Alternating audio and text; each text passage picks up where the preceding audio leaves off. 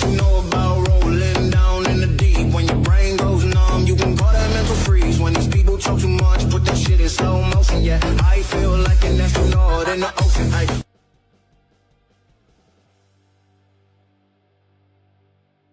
Welcome to another edition of Let It Be Known. It is another dreary day on the East Coast, but it is Thursday, and we got some news for you. We got some good stuff to some informative stuff as well. But we are brought to you by the Bell Project, keeping families together and building a justice system rooted in dignity and equality. The Bell Project has supported more than 40,000 clients through free bail assistance. Visit www.bellproject.org. Um, and don't we have a lot to go into? We're going to get into a little bit later Shawnee B's report, which is so interesting. People talk about defund the police. Well, China has a different uh, little take on that. She takes you back, or perhaps to the future. We'll let her explain. But first up this morning, Andrea Hollingsworth, an African American woman from Las Vegas, Nevada, who is deaf, has won a $1.2 million settlement after a Nevada police officer violently pulled her from a car in front of her two daughters. This happened just on the edge or the of the pandemic, um, and they pulled her from a car violently, and she tried to explain she was deaf. They said she wasn't following orders, even though, of course, she couldn't hear them. The incident happened after police received a call accusing her of stalking. Her daughters told officers that they were only trying to collect $200 in rent from the caller. Despite this, Officer Michael Rose demanded that Ms. Hollingsworth follow his orders, refusing to let her communicate through writing or sign language. They offered the sign language while wearing a mask during the pandemic. According to the Atlanta Black Star, body camera footage showed Andrea reportedly trying to explain that she could not hear. She pointed to her ears repeatedly, but the officer ignored her and forced her to the ground, pressing his knee into her back, folks. Yep. Handcuffing her. Her daughters cried. The officer kept yelling out orders, too. Told them to talk some sense into their mother because she's not listening. Can you imagine? She filed a federal lawsuit claiming that the police officer, in this case, Mr. Rose, and the department violated her Fourth and 14th Amendment rights, as well as the Americans with Disabilities Act. The lawsuit detailed how the officer's refusal, his flat out refusal to accommodate her deafness, caused both physical and emotional harm while also traumatizing her children. So she was awarded $1.2 million the other day, and the agreement also requires the police department to provide mandatory training on interacting with deaf or hard of hearing individuals. So a lesson learned, an expensive lesson learned. All he had to do was listen. All he had to do was pay attention, I should say. The city now has a contract with ASL interpreters for situations that require effective communication. But all he had to do was listen. But it's too many of these officers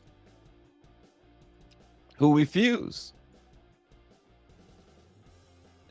And for more, check this out. This is a tutorial for you. Check this out.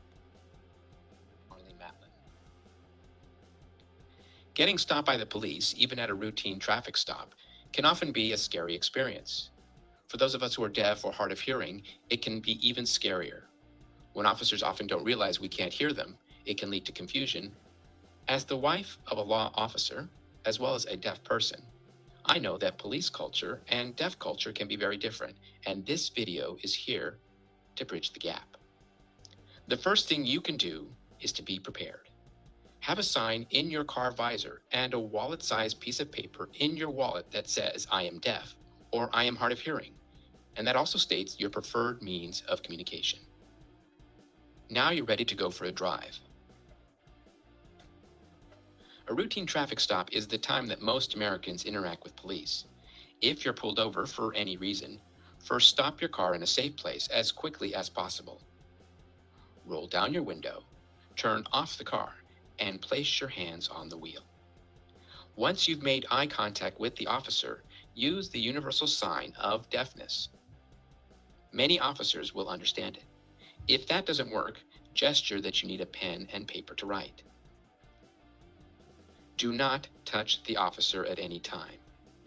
Although culturally deaf and hard of hearing people tend to touch, the police officer might perceive being touched as a threat.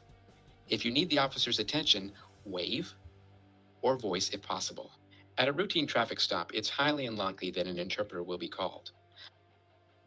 However, if you do not understand what's going on, you should repeatedly request, in writing, that an interpreter or another aid to help is needed, such as real-time captioning or an assistive listening device. The requests should be made in writing to as many officers that are present. Once you've made your request, don't try to keep communicating until your request has been honored.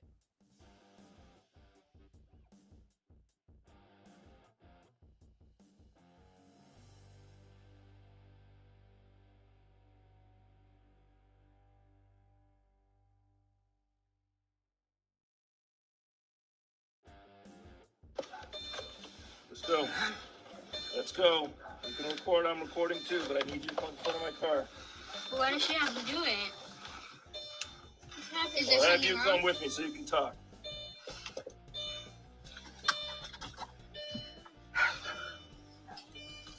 Out, out. Come on. Come on. Let's go. Come on. Have your mom sit down on the curb for me first. Back. Have her sit down on the curb. I wouldn't know for Abby. No, she just wants to She know will what sit down on the curb and I'll let her know. I will let her know as soon as she sits down. Now, you're here because a friend of hers is saying that she's out here stalking and harassing. She's not stalking. She I just don't needs. know what the truth is, but have her sit down. Have her sit down.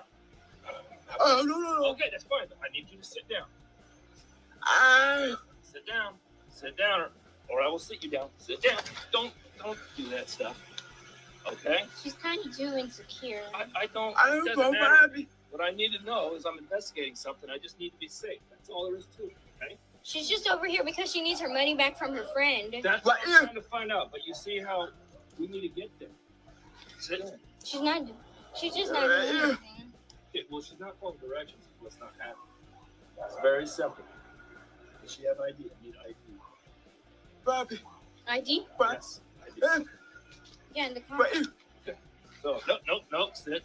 She'll get it. she don't know. That's fine. Okay, we'll get that later. Sit down. Down. Sit down. Put your hands behind your back. Put your hands behind your back. Hey, I'm sorry. I'm sorry. Don't tell her to put her hands behind her back. Tell her Yeah. to put her hands behind her back. I'm sorry. Hey.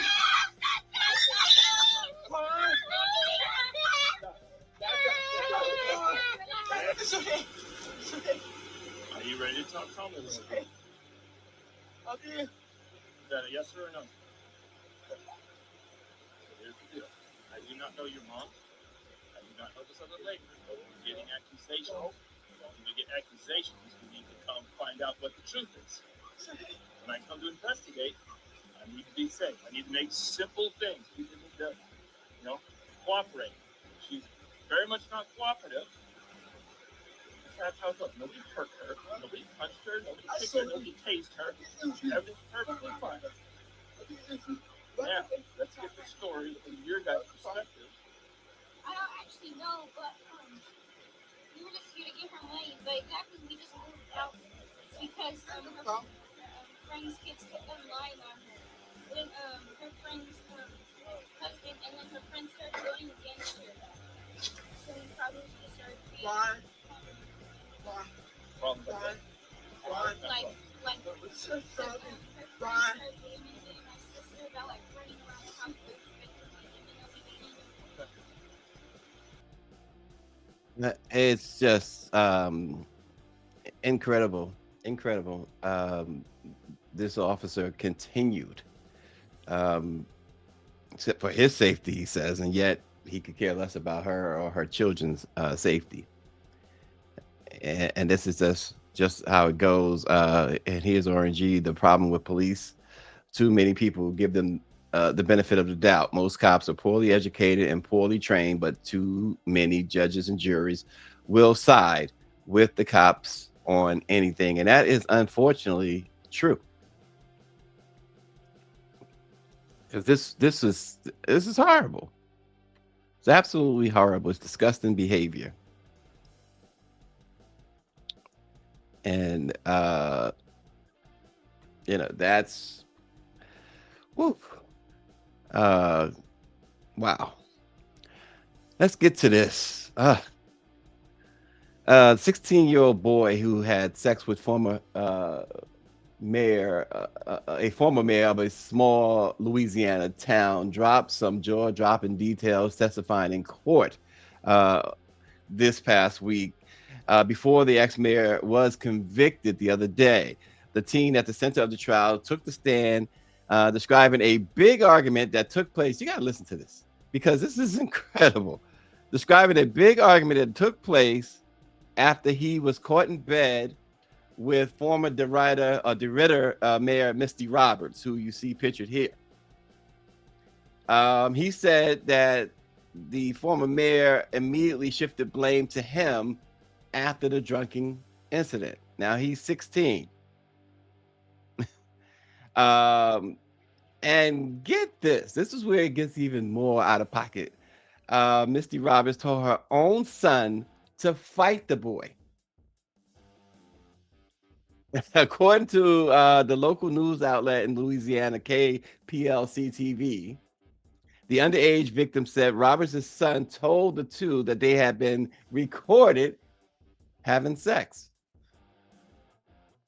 which prompted Misty to scream, "Go fight your friend. He's the one who did it." Roberts, the former mayor, she was found guilty on 2 felony charges of carnal knowledge of a juvenile, carnal knowledge, and indecent behavior with the juvenile. The incident went down at a pool party held at Misty Roberts' house. Now, she said she had been, or at least it was alleged that she said she'd been really drunk.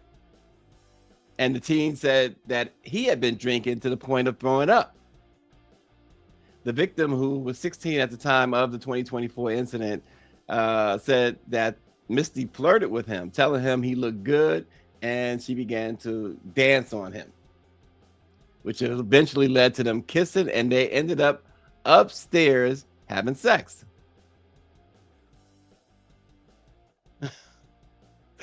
43 years old. 43 years old. Now, they got to throw the book at her, right? Imagine the outcry, the outrage. 43-year-old man, 16-year-old woman. Well, she faces 17 years in prison. She resigned as mayor when the scandal broke. She's set to be sentenced next month. But listen to this, though. Here comes privilege, y'all. A lawyer, Todd Clemens, said that she's very disappointed in the verdict. Very, very disappointed in the verdict. And he says this: at this particular time, there's no apology that I'm going to give on her behalf. He says she respects the jury, but she's going to appeal the verdict and ask for her sentencing. Her lawyer says that Misty maintains her innocence, and they're going to do everything in their power to convince the judge not to send her to prison. um, they're gonna use they can't use the pretty privilege. She's not pretty.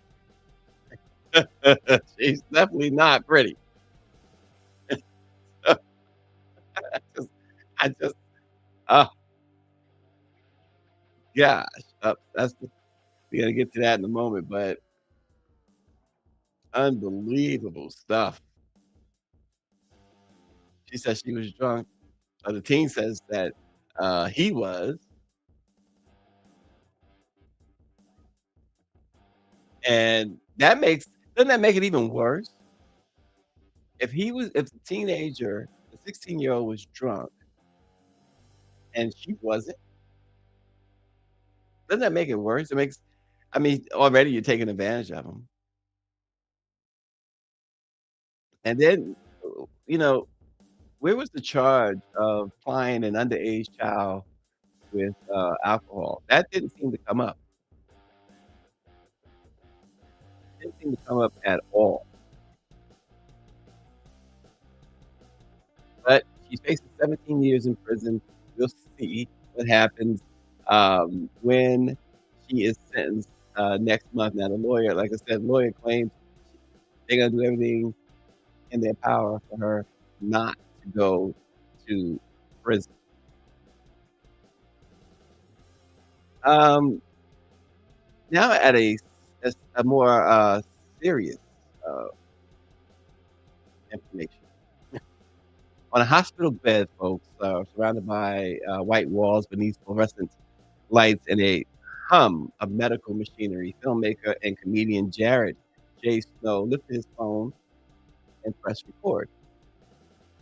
Hooked to an array of life-sustaining tubes and flanked by medical specialists, he did not yet know that his simple act of recording would be the act of bold courage that ultimately saved him. He says, "Honestly, I was in a low place when I started recording on my phone. My recordings were meant as a goodbye, something to leave behind in the event that the disease, sickle cell, ultimately won." As noted in the Washington Informer by Patrice Holden, who also has the illness, the journalist, the documentary premiered at the Landmark Theater in Hollywood, California.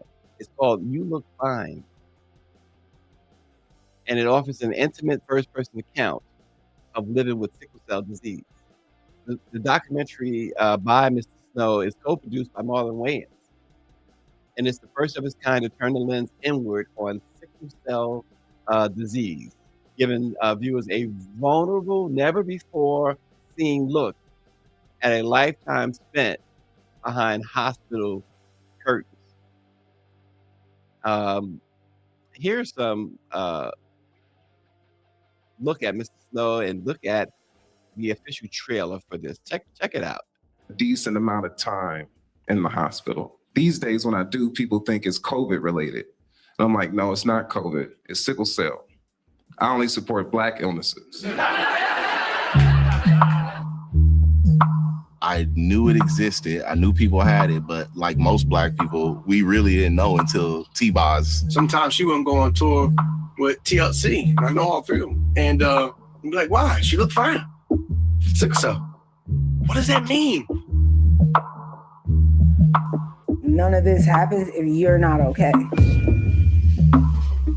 I literally was in the hospital today. I got out. His work ethic is amazing. Snow is always working, like he makes you feel lazy. I was like brave. I'm like, I'm gonna do this show. Fuck it. Now I'm here and I'm like, fuck. Getting blood while shooting a whole documentary is crazy, right? It's crazy.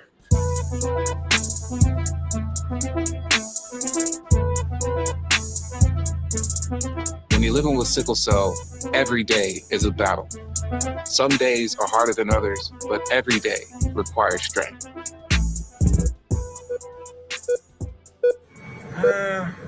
On his stories like sickle cell sucks. No, tell the whole story, Snow.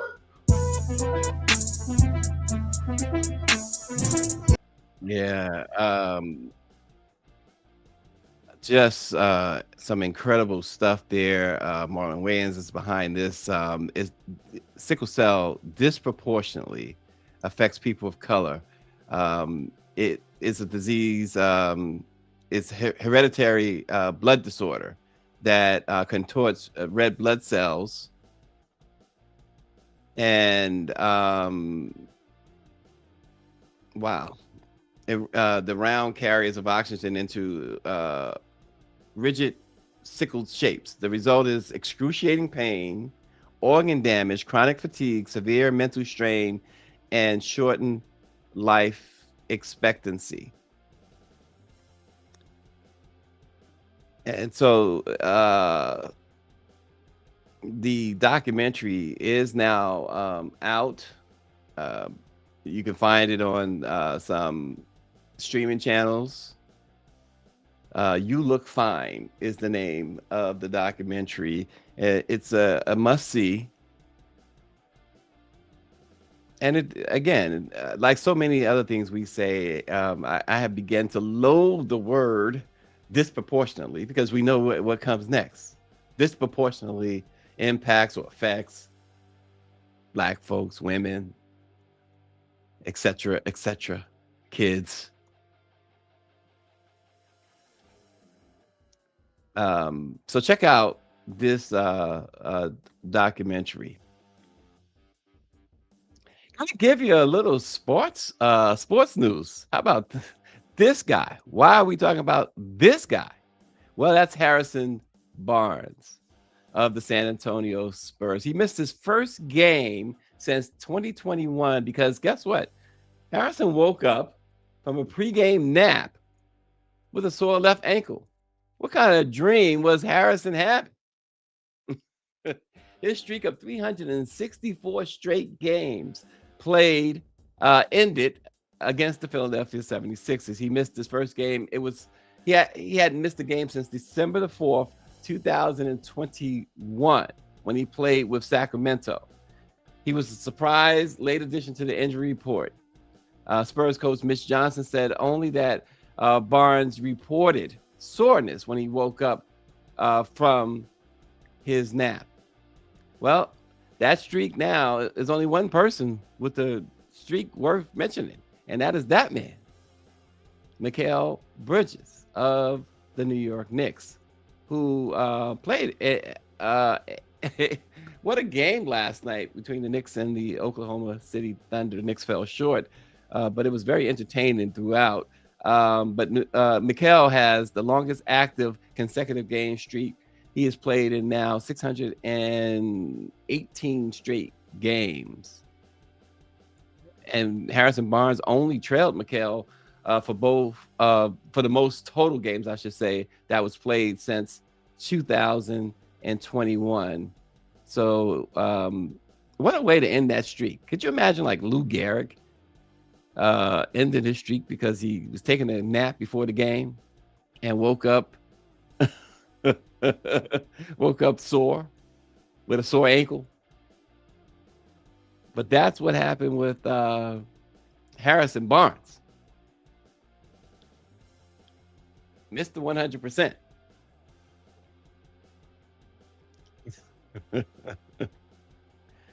That is incredible. But the Spurs look good. The Spurs, that is my big sister's team. Always has been, even in their down years. And now they got Wemby, and they are certainly title threats. So we will see. As long as they play the Knicks in the finals. Listen, I hope they get to the finals, and I hope that they are able to, the Knicks are able to be there. It'd be a rematch of the 1999 NBA Finals between the Knicks and the Spurs, when the Spurs had guys by the name of Tim Duncan and David Robinson. So that's, hey, basketball ain't what it used to be, though. I gotta tell you, it's so disappointing watching a lot of the NBA, watching the officiating. Speaking of the Knicks and the Oklahoma City Thunder, the officiating was absolutely disgustingly bad on both ends of the floor last night. But that's a trend. And since when? And Orangey, you're a sports guy, and there's other sports guys. And I know he's going to talk about the Knicks. Yeah, the NBA is getting out of hand. The league is looking for a European star, he says. Well, and this whole idea of this Euro step where you can move your feet, come down with the ball, and go back up. Up until the Michael Jordan era, that was all they traveled. Or on the playground, we used to call it up and down. The um, the travels are never called in the NBA. Damn, it's joint. Um, it's a lot that's not called in the NBA. It takes a miracle for them to call a travel. And you got 3 officials. Back in the day, it used to be just 2 officials, and they would get 90% of the stuff or more right back then. Now with 3 officials, I dare say they get 50% of the things right.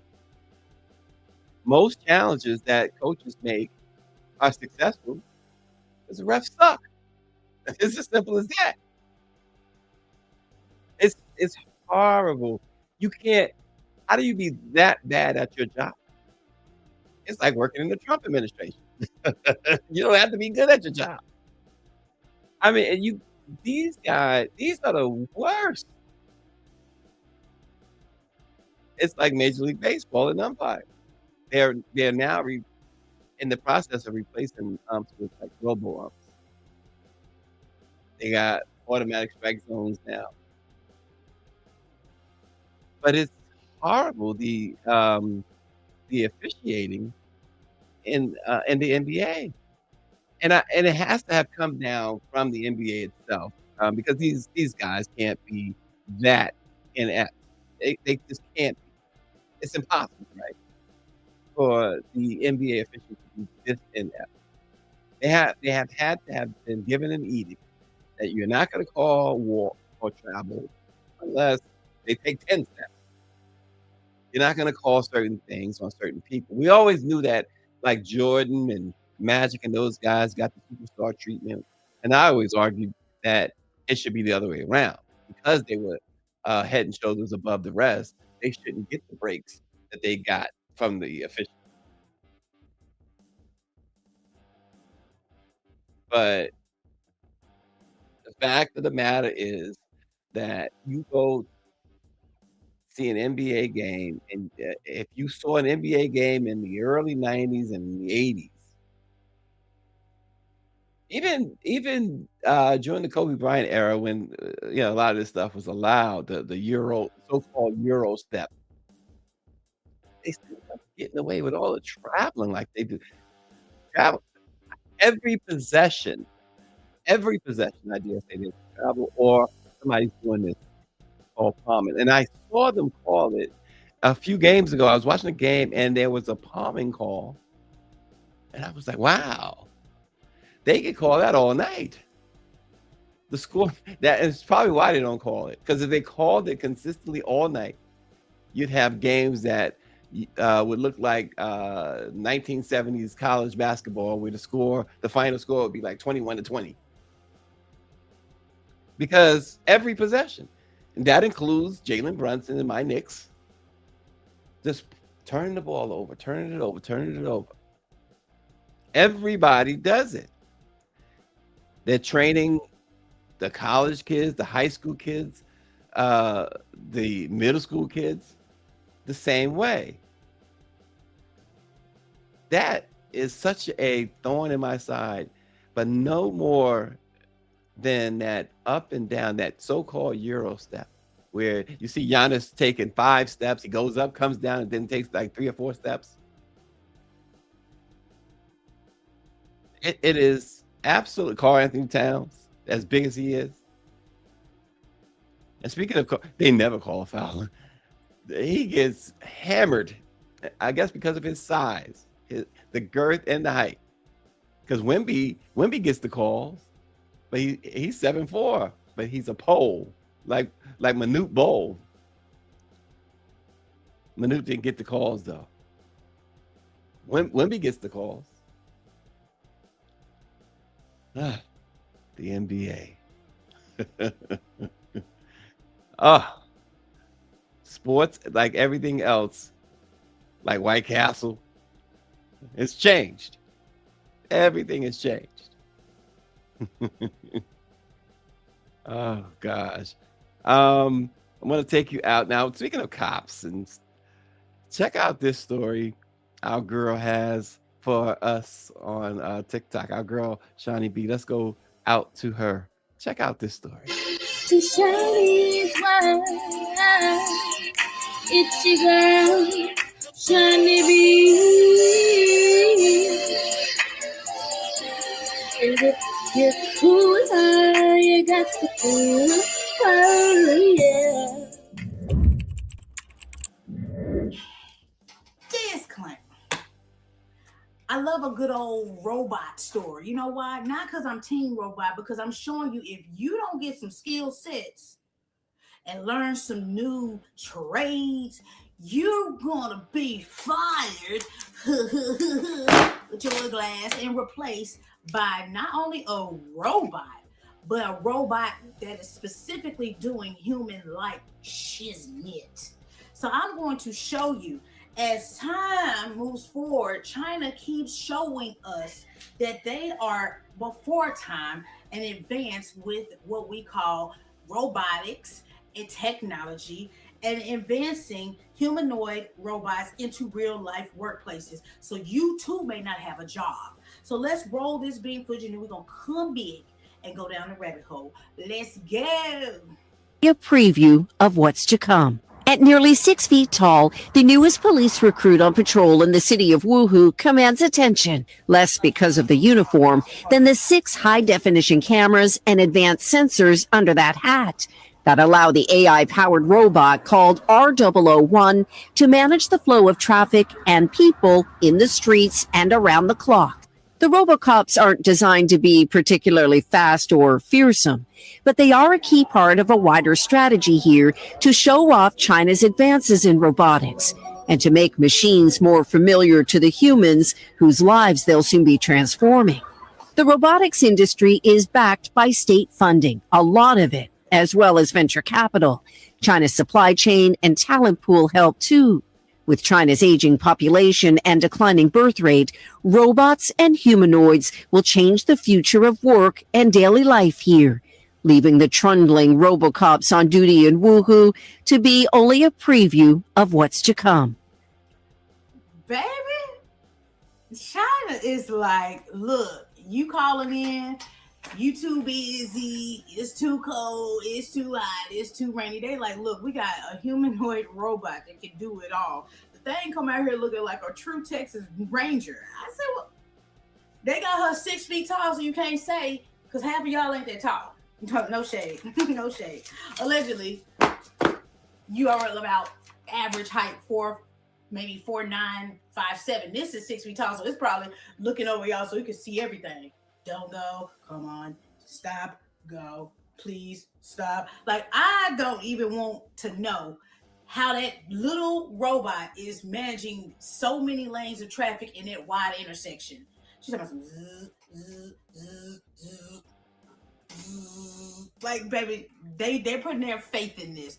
So I would like to know on record, how many accidents has happened with a real officer and have not happened, and how many accidents have happened with this humanoid robot and has not happened. Because statistically, you have to say, this is effective, and it'll save labor and man hours, and then all you have to do is just make sure you charge it up and keep the updated software.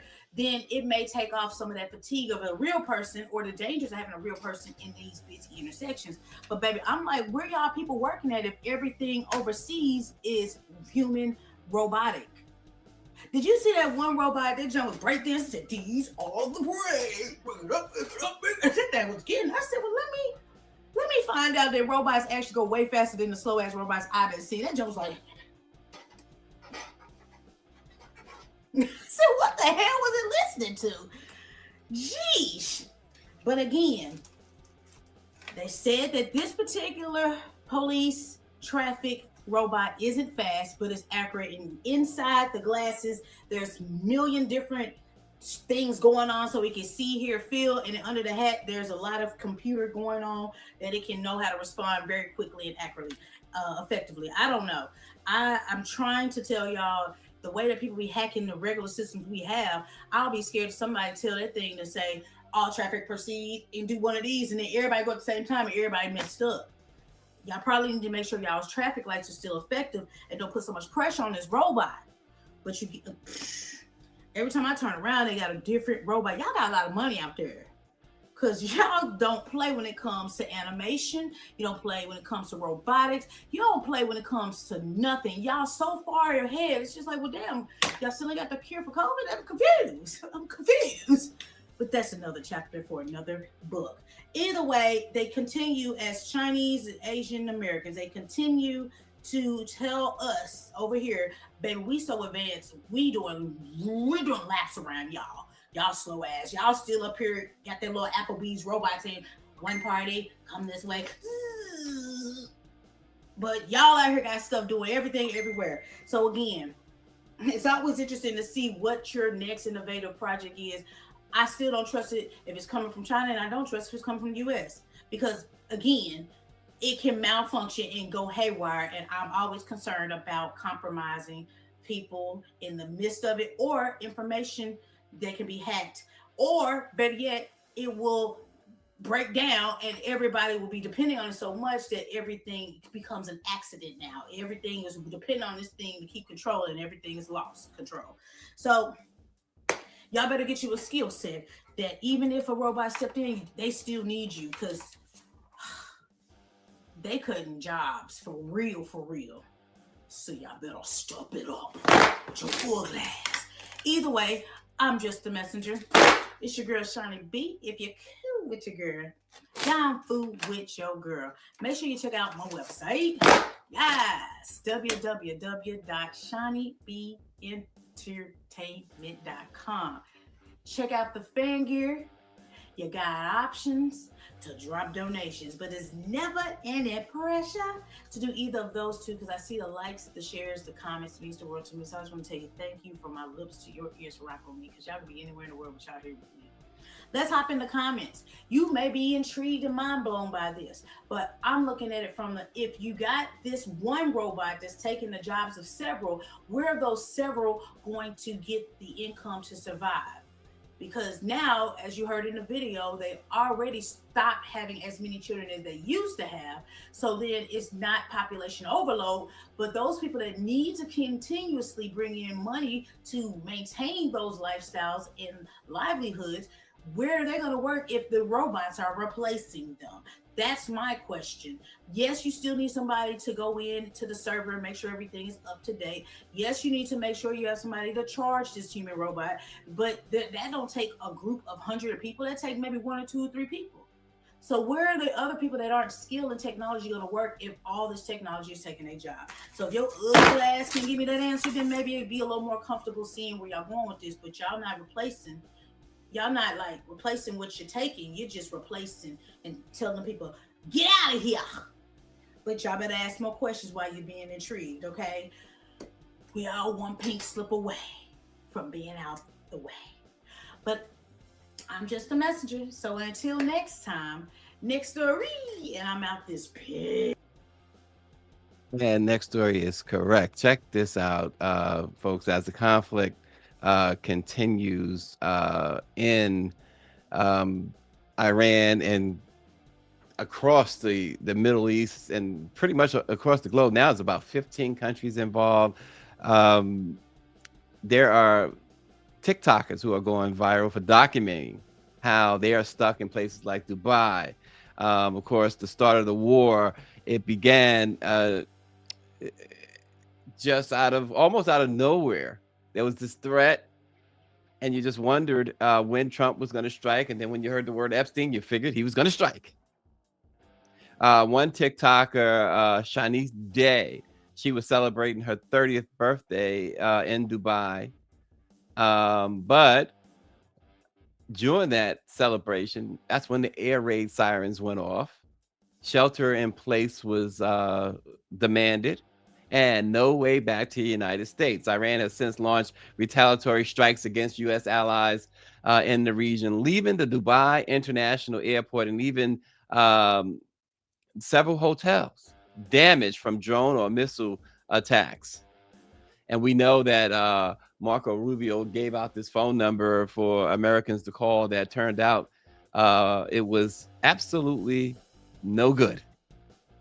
And let's look at this story here and how this young lady is trapped. Your thought? I mean, you just have to sit and wait.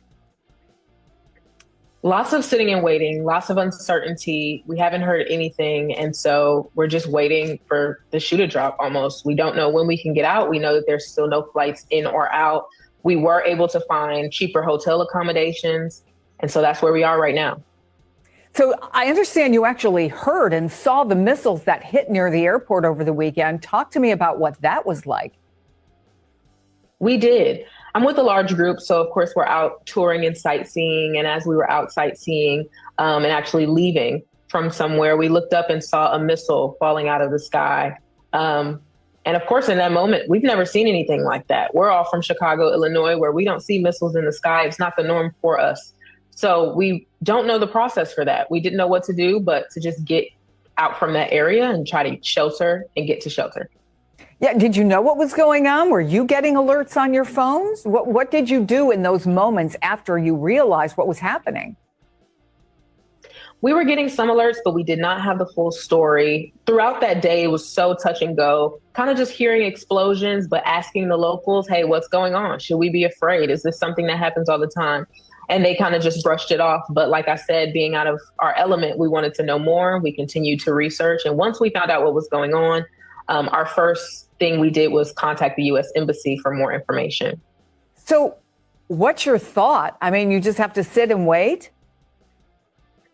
Lots of sitting and waiting, lots of uncertainty. We haven't heard anything. And so we're just waiting for the shoe to drop almost. We don't know when we can get out. We know that there's still no flights in or out.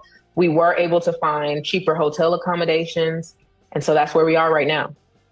So I understand you actually heard and saw the missiles that hit near the airport over the weekend. Talk to me about what that was like. We did. I'm with a large group, so of course we're out touring and sightseeing. And as we were out sightseeing and actually leaving from somewhere, we looked up and saw a missile falling out of the sky. Wow. Wow. And here's another one.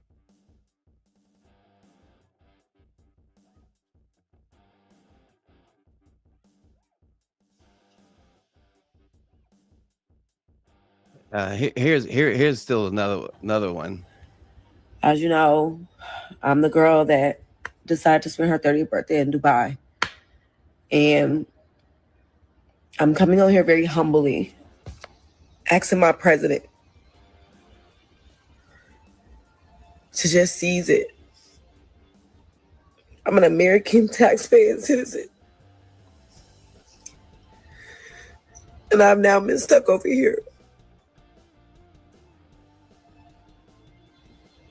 since the 24th. I've been blessed to be able to buy 3 different flights from 3 different airlines, and they've all been canceled. I don't know who this will reach. I don't know if it'll reach anyone. But I am not the person who gets on here like this. But I am desperate to get home to my family. So I'm asking, I'm pleading, please just, whoever can help us, please just help. And it's not even about the financial part. We just don't have a way out. Every time we try, it gets canceled. So I'm putting myself out here on the internet, as humble as I know how.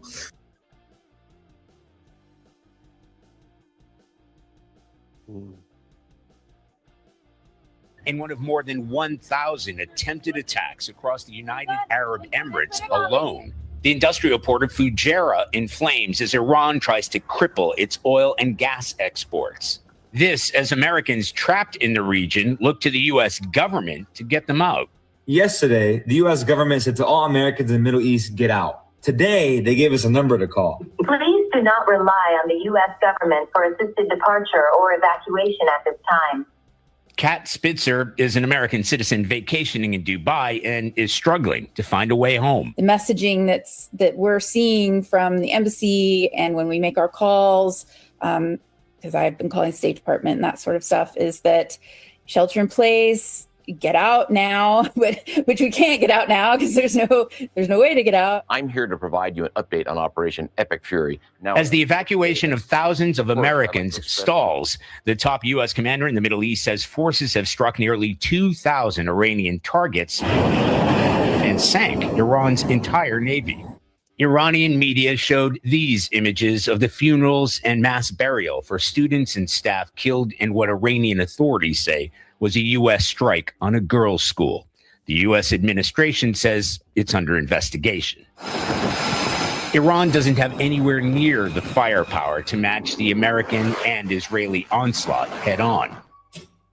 But it does claim to possess a vast underground network of tunnels hiding ballistic missile stockpiles and cheap one-way attack drones, with enough of these weapons getting past even the most sophisticated air defenses to cause havoc. The price we'll pay for Former Israeli intelligence official Sima Shine says Iran will be relying on these tactics. The Iranians know full well that they can't continue a conventional fight. What happens as this evolves? Yes, if they calculate the numbers of what was brought from the U.S., all the carriers and all the airplanes and everything, and what Israel has, if you just calculate, they cannot stand. And then we have these. This is my friend Remy. My wonderful girl who's been on the trip with me. This is day 4 now for us, but it's actually been a full 10 days. Yeah, because we checked in last Monday, y'all. It's gonna be Wednesday tomorrow. So we did buy a flight to Germany and then Germany to London. Unfortunately, when we got there, they said we needed visas just to enter London, which we're very confused about because we've never had a visa to get into London. The airport was just so much. It was like wrapped around. It's very intense in the airport, I won't lie. I feel like you guys got a lot from me. I just want Remy maybe to tell how does she feel in this, you know? I know I told y'all she don't really like, all this, but go ahead. I mean, tensions are really high. It's very sad. People feel like they're stranded, which we are. And it seems like the resources are getting low. Funds are getting lower. So it's just very stressful. People have lives to go back to, jobs, families to go back to. And it just seems like there is a slow access of airspace, but not enough to move as many tourist people back home. So today was a total bust, but hopefully we've rebooked to leave out tomorrow, which will be a direct flight. So hopefully y'all pray for us that we get home tomorrow, because I don't think we can last any longer.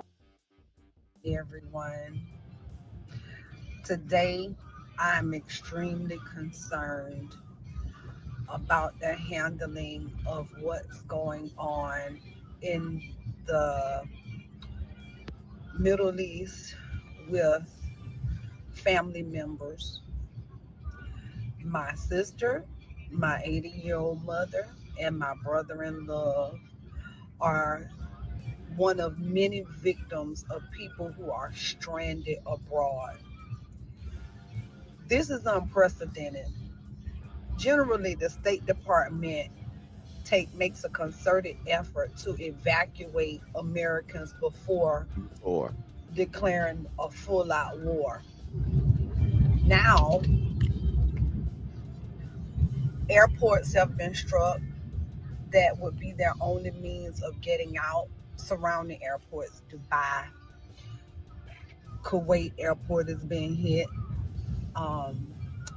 The embassies have also been hit. So this is an appeal to anyone to share this with any news outlet, any congressman, anybody in the government that can provide some assistance to real people who are stuck. And there's no way that Americans can realistically get out. There's no absolute way. And the instruction that they're being told is to just get out. The question is how? How? They are surrounded by turmoil and unrest. Please like, share, and follow.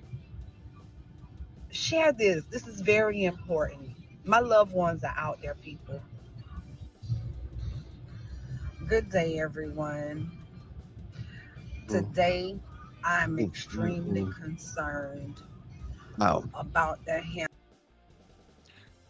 Just incredible, incredible stuff. My hearts go out to all of them that are stuck in the Middle East. Did want to bring, before we get out of here, I want to share something else on a more uh, lighter note. The National Newspaper Publishers Association's fund um, will be hosting Black Press Week. Um, Beginning March the 16th is the highlight pretty much of the year. Karen Carter Richards is the chair of the NNPA fund, and they'll be celebrating that week in Washington D.C. All week, from kitchen and cocktails all the way to Howard University. So if you guys inclined, join them. I'm sure they're going to have a really good time out there. It's the 199th year of the Black Press of America. 199 years. Next year will mark the 200th. What a milestone when you think about 200 years. 200 years of anything Black is amazing, because think about it. On March 16th, 1827, um, two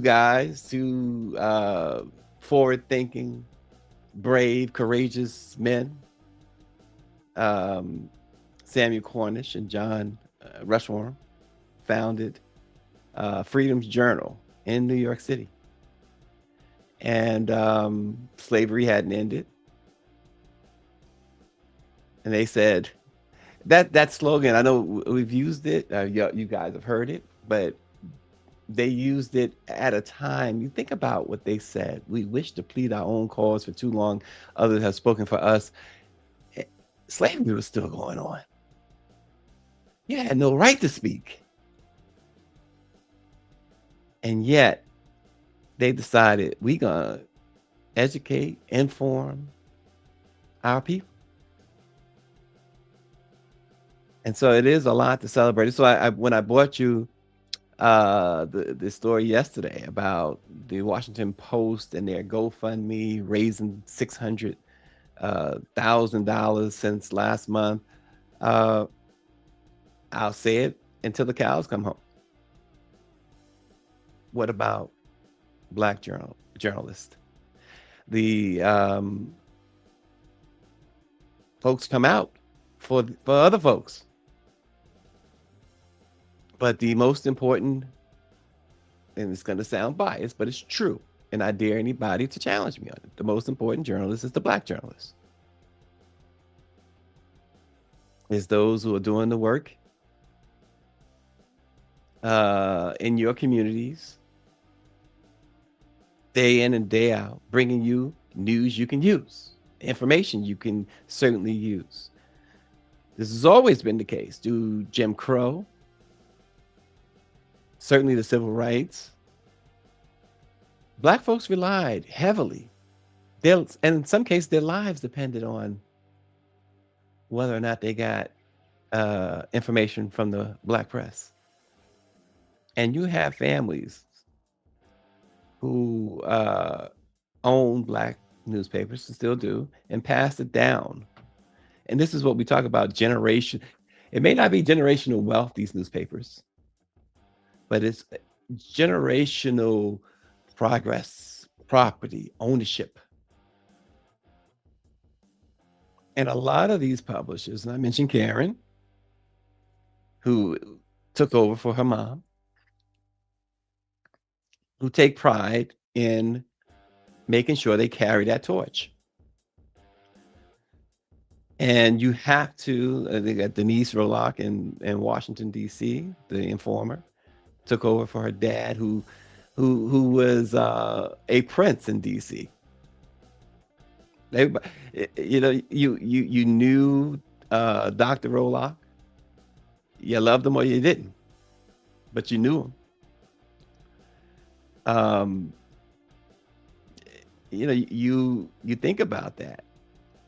So many of these publishers, and they are holding on by a thread because they're under assault from DE&I and companies who capitulated, and yet they're still standing. Some of them have fallen, and it's through no fault of their own. But you can't allow folks. You shouldn't allow them to continue to strengthen us, strengthen this program, strengthen others like this. Because we're not here to entertain all the time. Life is too serious for just entertainment.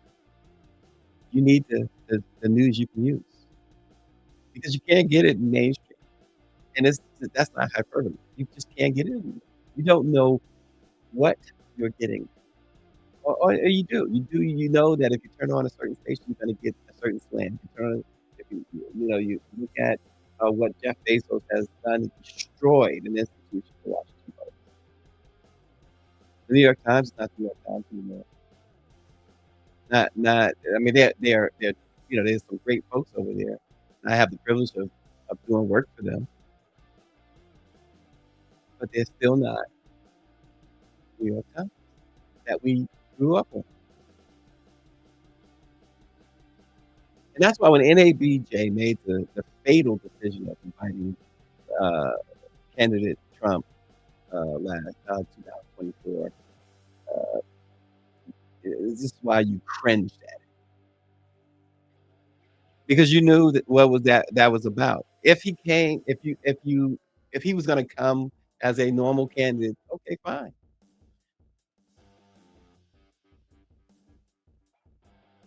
But you knew that wasn't going to happen.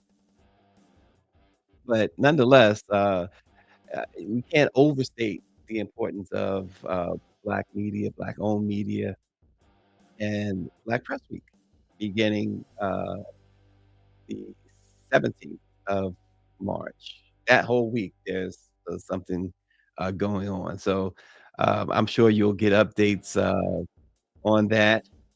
We're getting closer to it, so pay attention. And the archives, and that's the beautiful thing. Howard University, one of the most prolific HBCUs, the Black Press Archive. That's amazing. It's a great thing. And then you have the Gallery of Publishers, the Hall of Fame of Publishers, where they induct someone each year doing Black Press. It's certainly more than worth checking out. So check it out, and you guys keep tuning in because we got a whole lot to say. we got a lot to say, and we are glad that you guys are in there with the original, and help others. We'll see you tomorrow.